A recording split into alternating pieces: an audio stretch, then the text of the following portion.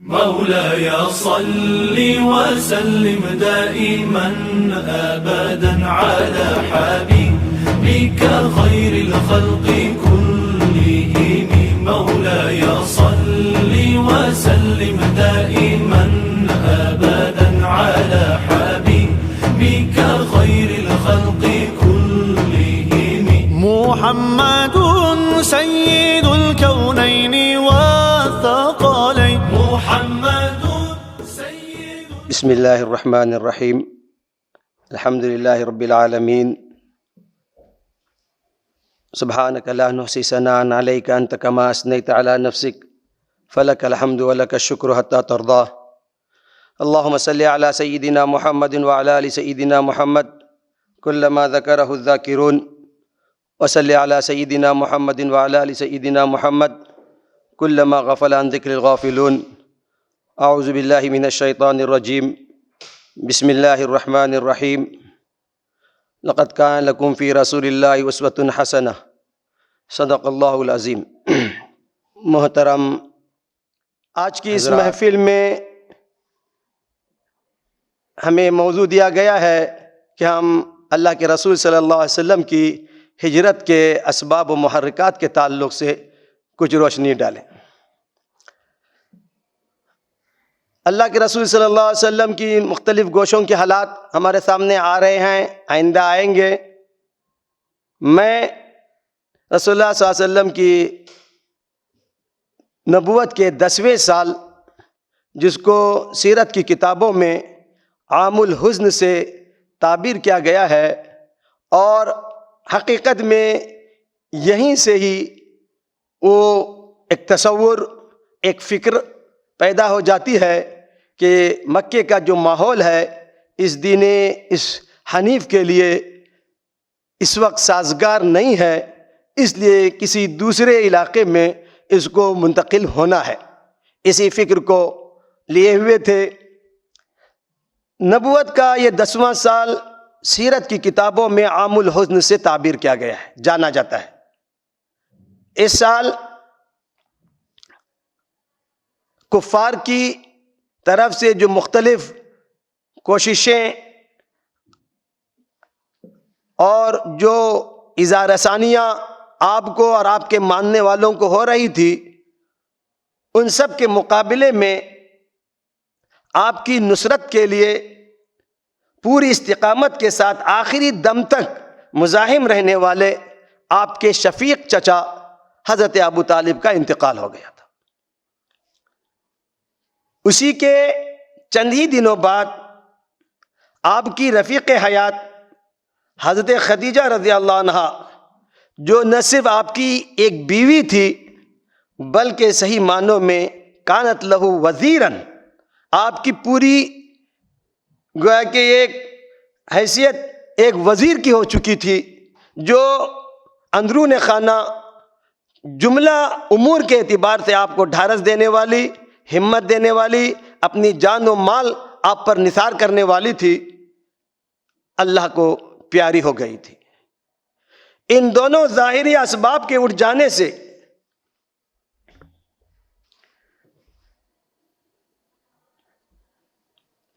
مخالفتوں کا طوفان سیلاب کی طرح امنڈ کر آ گیا تھا.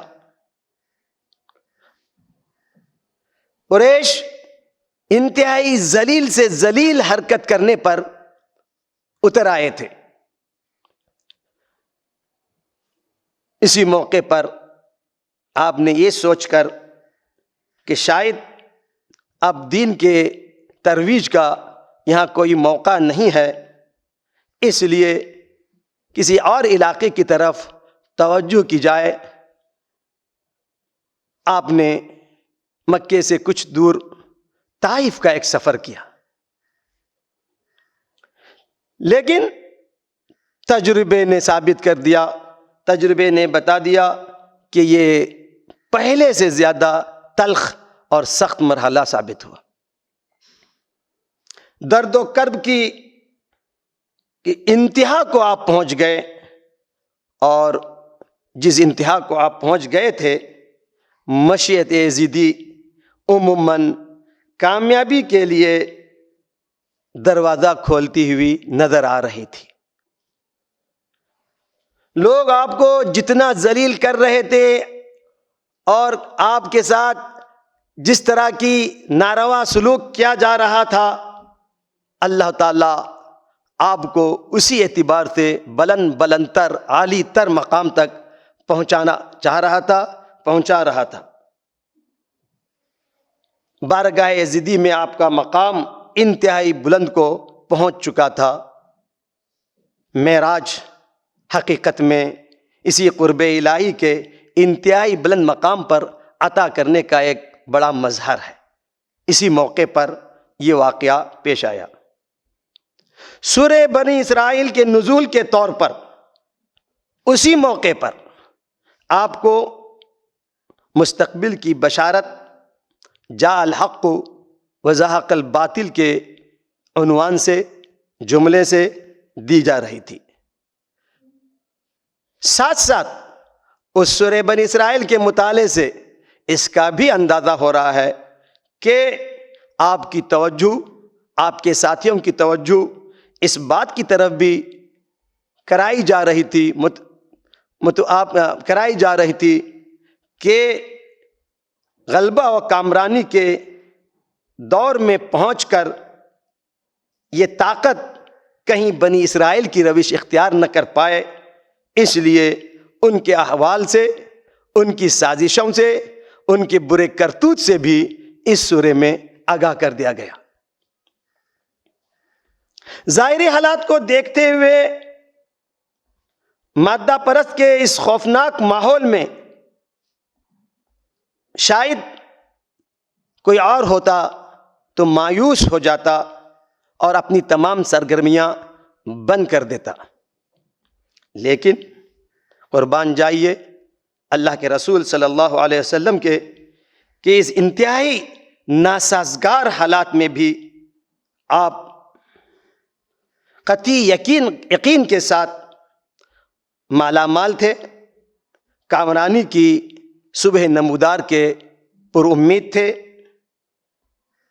ممکن ہے کسی وقت کسی نسیم صبح کا ایک جھونکا آپ کے کان میں یثرب سے طلوع ہونے والے اس روشنی کی طرف بھی اشارہ کر دیا ہو، لہذا آپ نے دعوت و تبلیغ کا ایک نیا سلسلہ شروع کیا، اپنا وہ انداز بدل دیا۔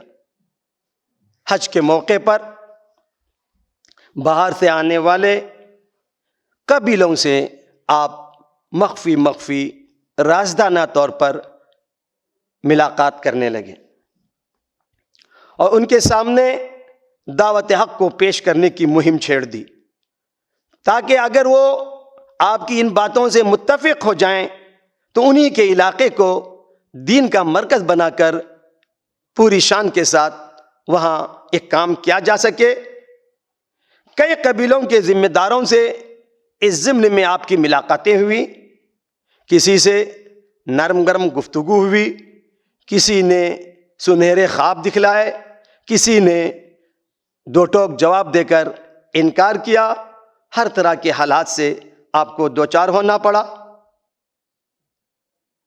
تقدیر الہی اس کے لیے مکے سے دور یثرب کی وادیوں کو مدینۃ النبی بنانے کا فیصلہ کر چکا تھا، لہذا اس کی روشنی وہاں پہنچنے لگی۔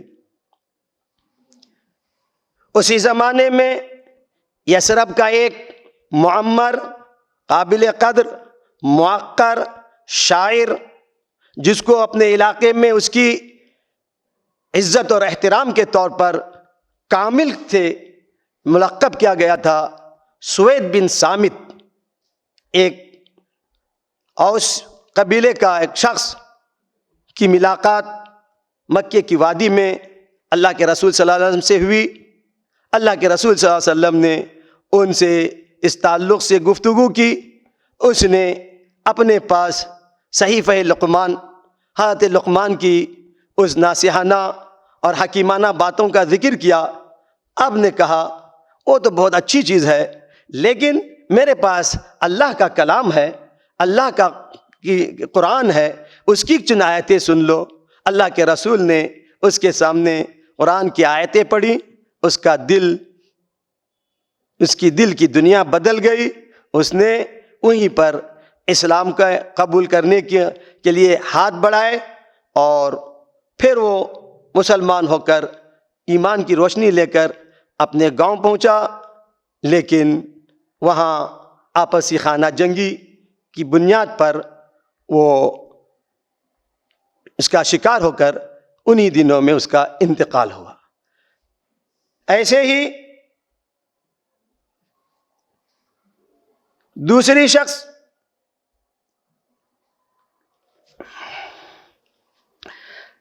قبیلے بنو اشہل کا ایک وفد اپنے قبیلے خزرج کی تائید کے لیے مکے والوں کو اپنا حلیف بنانے کے لیے مکے پہنچا۔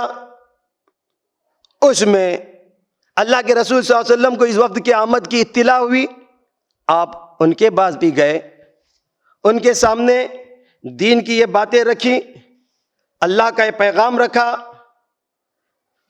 ان میں ایک نوجوان کم عمر لیکن جذباتی اور فکر و تدبر سے بھرپور ایاس ابن معاذ ایک نوجوان تھا۔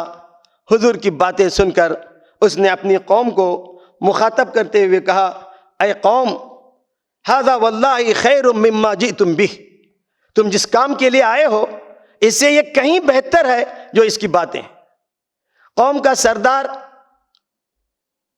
چونکہ ان کو اہل مکہ سے اپنے لیے دوستی اور تعاون لینا تھا، یہ سوچ کر کہ کہیں محمد سے ہاتھ ملانے یا ان کی باتوں سے مروب ہونے سے ہمارا جو اصل مقصد تھا وہ دور ہو جائے گا، اس سے ہم محروم ہو جائیں گے، اس لیے اس نے اس نوجوان کو ڈانٹ ٹپٹ کر چپ کر دیا اور کہہ دیا، ہم اس کام کے لیے تھوڑے یہاں آئے ہیں، ہم کو اس سے کوئی واسطہ نہیں ہے۔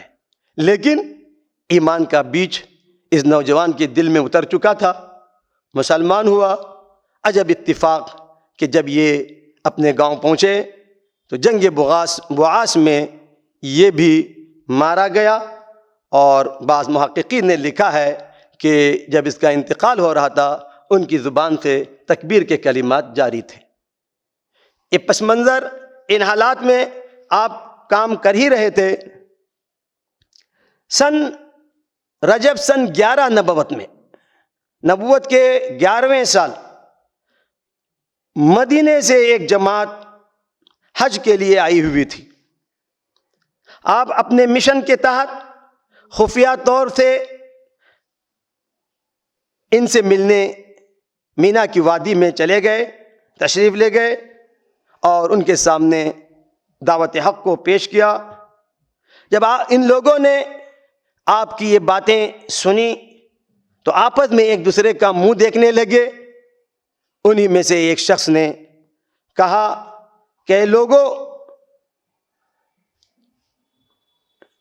جان لو قطعی طور پر یہ وہی نبی ہے جن کے بارے میں یہود ہمیشہ پیشن گوئی کرتے رہتے ہیں، کہیں ایسا نہ ہو کہ ہم سے وہ سبقت کر لیں۔ لہذا اس آواز پر سب نے لبیک کہا، اور اسی موقع پر ان حضرات نے اسلام کے قبول کرنے کا اعلان کیا۔ یہ 6 افراد پر مشتمل خوش نصیب قافلہ تھا جو باقاعدہ طور پر اپنے اجتماعی طور سے قبول اسلام کا اعلان کیا۔ یہ مدینے کے لوگ تھے۔ اس وقت تک مدینہ یثرب کے نام سے جانا جاتا تھا، ابھی وہ مدینۃ النبی نہیں بنا تھا۔ یہ مدینے میں، یثرب میں اس وقت قحطانی یمنی عرب قبیلہ آباد تھا، جس کی 2 بڑی شاخ اوس اور خزرج تھی۔ وہیں پر دوسرے مذاہب، یہودی، ان کی مختلف بستیاں تھیں، ان کی بڑی کالونیاں تھیں، ان کا اثر رسوخ تھا۔ کچھ عیسائی مذہب کے ماننے والے بھی وہاں پر موجود تھے۔ یہ اوس و خزرج یہ اصل میں زراعت پیشہ لوگ تھے، کسان لوگ تھے، تعلیم اور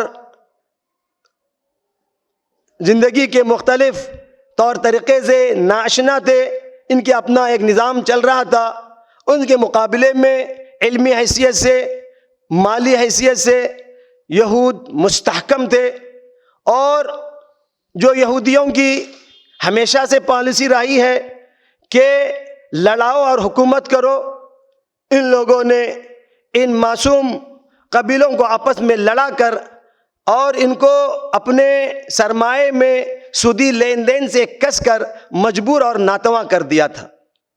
یہ آپس میں مدتوں لڑتے تھے، ان کی سالوں پر مشتمل آپس میں جنگیں ہوتی تھی۔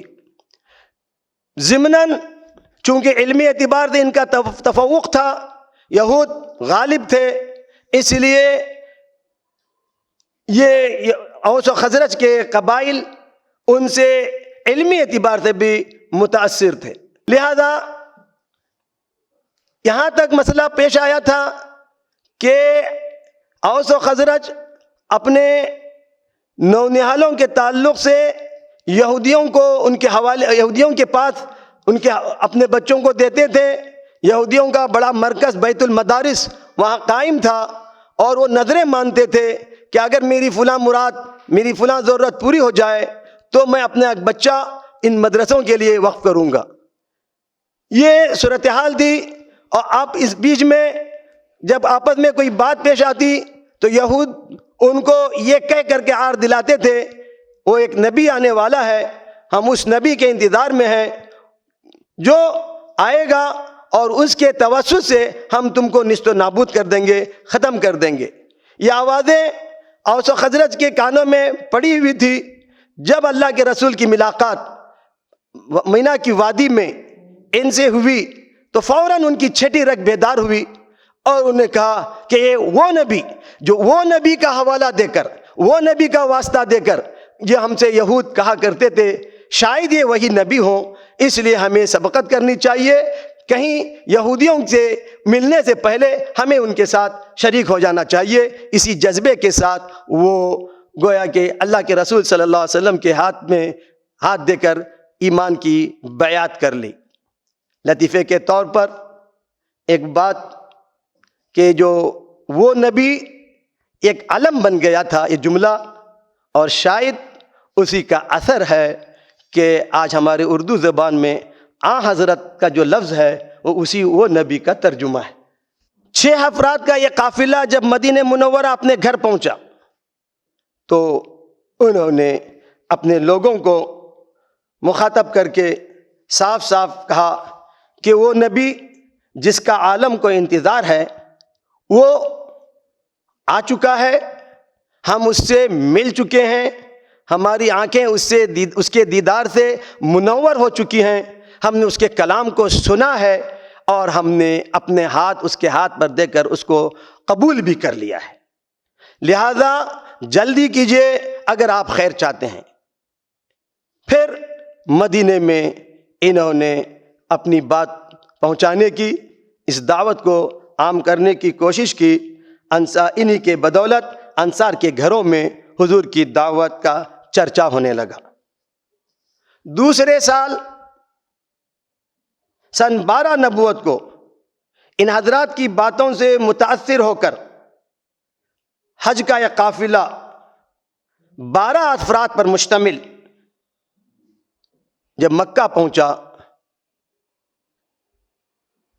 اس وفد سے بھی آپ نے خفیہ طور پر مینا کی وادی میں ملاقات کی، جو تاریخ میں بیعت عقبہ اولیٰ کے نام سے جانی جاتی ہے، جس میں آپ نے ان سے گفتگو کی اور ان کے سامنے دین کی باتیں رکھی۔ پہلے ہی سے وہ روشناس ہو چکے تھے، کوئی زیادہ دقت پیش نہیں آئی، سب نے بڑھ کر بیعت کی۔ اس موقع پر آپ نے اسلام کی بنیادی باتوں کا ان سے اقرار لیا، ہم اللہ کے ساتھ کسی کو شریک نہیں کریں گے، ہم زنا نہیں کریں گے، چوری نہیں کریں گے، اپنے بچوں کو ناحق قتل نہیں کریں گے، کسی معروف معاملے میں رسول اللہ صلی اللہ علیہ وسلم کی مخالفت نہیں کریں گے۔ اس عہد میں جنگ کا، تصادم کا، مقابلے کا کوئی ذکر نہیں تھا، اس لیے اس بیعت کو عرف میں بیعت نساء یا بیعت النساء کہا جاتا ہے۔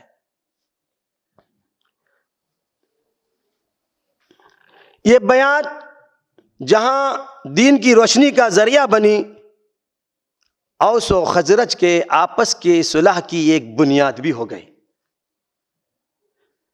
اس موقع پر اللہ کے رسول صلی اللہ علیہ وسلم نے اپنے ایک مصاحب حضرت مصعب بن عمیر کو ان کے حوالے کیا کہ وہ بحیثیت معلم کے وہاں جائیں اور توحید کی یہ باتیں، اسلام کا پیغام مکہ مدینے کے لوگوں تک پہنچانے کی فکر کریں۔ یہ حضرت مصعب ان کے ساتھ گئے اور حضرت اسعد بن زرارہ کے مکان پر ان کا قیام رہا۔ وہاں پر انہوں نے ان حضرات کے تعاون سے دین کی دعوت دینے کا کام شروع کیا۔ مدینے کے قبیلے کے اوس کے بنی اشہل کے دو بڑے سردار سعد بن معاذ، اسید بن حضیر، جو بنی اشہل کے سرداروں میں سے جن کا شمار ہوتا تھا، حضرت مصعب کی کوششوں اور حضرت اسعد کی تدبیروں سے دونوں کے دونوں مسلمان ہوئے۔ ان کی بدولت ان کا پورا قبیلہ ایک ہی دن میں اسلام میں داخل ہوا۔ مدینے میں دین حق کا چرچا روز بروز بڑھتا جا رہا تھا۔ انہی دنوں حج کا اور موسم آیا۔ سن 13 نبوت کو مدینے سے 75 افراد پر مشتمل ایک قافلہ، جن میں 73 مرد 2 خواتین تھیں، جب مکے پہنچا، اسی وادی مینا میں عقبہ کی پہاڑی کے پاس اللہ کے رسول صلی اللہ علیہ وسلم سے اس قافلے کے لوگوں نے نہایت ہی رازدانہ انداز میں مخفی طور پر بڑے احتیاط کے ساتھ، بڑے تدبیروں کے ساتھ اللہ کے رسول صلی اللہ علیہ وسلم حقیقت میں اپنے قائد کی محبت میں جوش و خروش کے ساتھ، ملنے کے جذبے کے ساتھ جمع ہو گئے۔ اللہ کے رسول صلی اللہ علیہ وسلم سے ان کی تفصیلی گفتگو ہوئی۔ اس موقع پر آپ نے عہد وفا کا ایک اثر نو، ایک نیا عہد استوار کیا، جس میں اس عہد میں آپ کا یہ سیاسی پہلو پوری خطرناکیوں کے ساتھ سامنے آ گیا تھا۔ ان حضرات نے اللہ کے رسول صلی اللہ علیہ وسلم کے سامنے مدینے کو مرکز اسلام بنانے کی پیشکش کی۔ اللہ کے رسول صلی اللہ علیہ وسلم کے لیے دعوت دی کہ آپ ہجرت کر کے مدینہ تشریف لے آئیں۔ انصار مدینہ آپ کے لیے دنیا جہاں کی لڑائی مول لینے کے لیے راضی ہوئے۔ اس میٹنگ میں آپ کے چچا حضرت عباس بھی تھے۔ آپ نے اہل مدینہ سے صراحتاً پوچھا کہ آنے والے مراحل کی نزاکتوں کو دیکھتے ہوئے کیا تم اس کی دعوت دے رہے ہو؟ تو سب نے اس کا اقرار کیا اور سب نے بیک زبان کہا کہ ہم ہر طرح کی ذمہ داری اور ہر طرح کی جان و مال کی قربانی آپ کے لیے دینے کے لیے تیار ہیں۔ اس بیعت کی خصوصیت کے ساتھ، اس بیعت میں خصوصیت کے ساتھ جو معاہدے ہوئے، اس میں یہ بھی تھا کہ ہم تنگی اور آسانی میں، خوشی اور رنج میں آپ کی ہر بات سنیں گے، آپ کی اطاعت کریں گے، اللہ کے دین کے معاملے میں کسی طرح کی ملامت کرنے والے کی ملامت سے خوف نہ کھائیں گے، اپنی جان و مال ہر چیز آپ کے لیے قربان کر دیں گے۔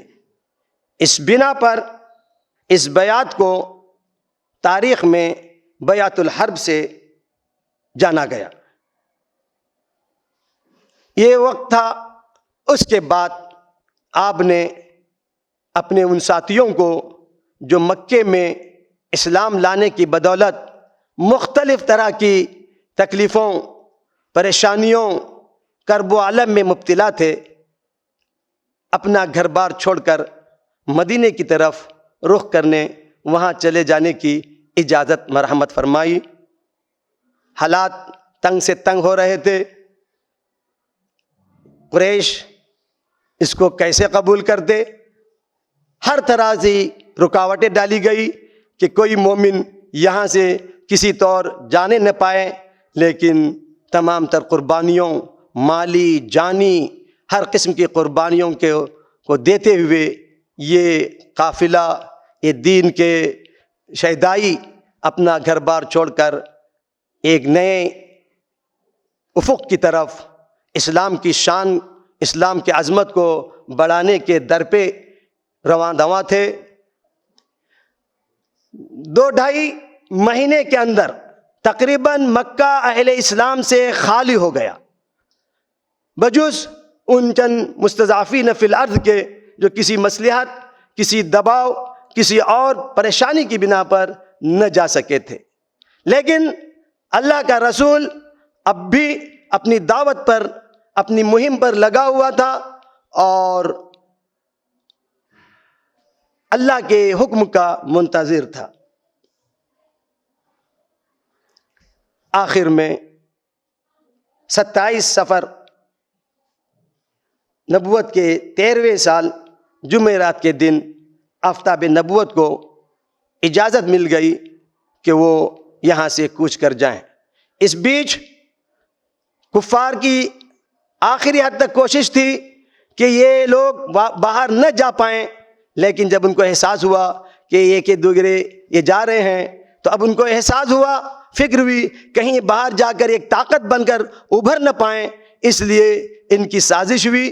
دار الندوہ جو میٹنگ ہال تھا مکے کا، اس میں ایک عمومی میٹنگ ہوئی اور مختلف تجاویز کے بعد یہ بات سامنے آئی کہ سب سے آسان طریقہ یہی ہے کہ شہر کے مختلف قبیلوں کے احباب یکجا ہو کر بیک وقت رسول اللہ صلی اللہ علیہ وسلم کا نعوذ باللہ سر قلم کر دیا جائے، تاکہ یہ تحریک کبھی ابھرنے ہی نہ پائے۔ جس کو اللہ رکھے اس کو کون چکے؟ اللہ تعالیٰ نے اپنے حبیب کو اس سازش سے آشکار کیا۔ ایک مختصر سی ردات تھی سفر ہجرت کے تعلق سے، ساتھ ساتھ جو اصل محرکات ثابت ہوئے جس کی بنیاد پر آپ کو ہجرت کرنی پڑی، وہ یہی ہے کہ پہلے تو اہل مکہ کی ہر درمی، جو شخص کل تک نبوت کے دعویٰ سے پہلے تک ہر دل عزیز تھا، بہت ہی مقرب اور محبوب تھا، صرف توحید کے اعلان کے بعد وہ گویا کہ مبغوث ترین، اتنا مبغوث کہ اس کے جان کے لالے پڑ گئے، اس کے جان لینے کے گویا کہ در پہ ہو گئے، اتنا مبغوث ہو گیا، جس کی بنیاد پر ان کی اس ہر درمی اہل ایمان کے ساتھ ان کا یہ برا سلوک کی بنیاد پر احساس ہو رہا تھا کہ ایک پرفضا ماحول ہو جہاں ہم آسانی کے ساتھ اپنی اس دعوتی مشن کو چلا سکیں۔ دوسری بات،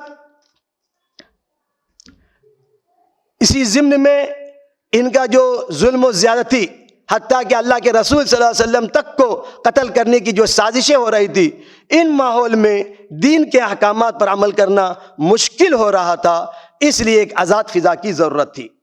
اور اللہ کی طرف سے جو احکامات وقتاً فوقتاً نازل ہو رہے تھے، اس کے لیے اور خصوصیت کے ساتھ یہ دین جو ابدی تھا اور پورا نظام حیات تھا، اس کے ایک ایک کل کو، ایک ایک رخ کو ثابت کرنے کے لیے ایک بڑے پرسکون اور ایک بڑے نظام کی ضرورت تھی، جس کے لیے پورے ماحول کی ضرورت تھی۔ ان تمام اسباب کی بنا پر اللہ کے حکم سے آپ کو ہجرت کرنی پڑی، اور تاریخ جانتی ہے کہ اللہ کے رسول کی ہجرت کے بعد جب آپ مدینے میں پہنچے تو اسلام کا جو نظام حیات کا جو تصور ہے وہ پورا ہوا۔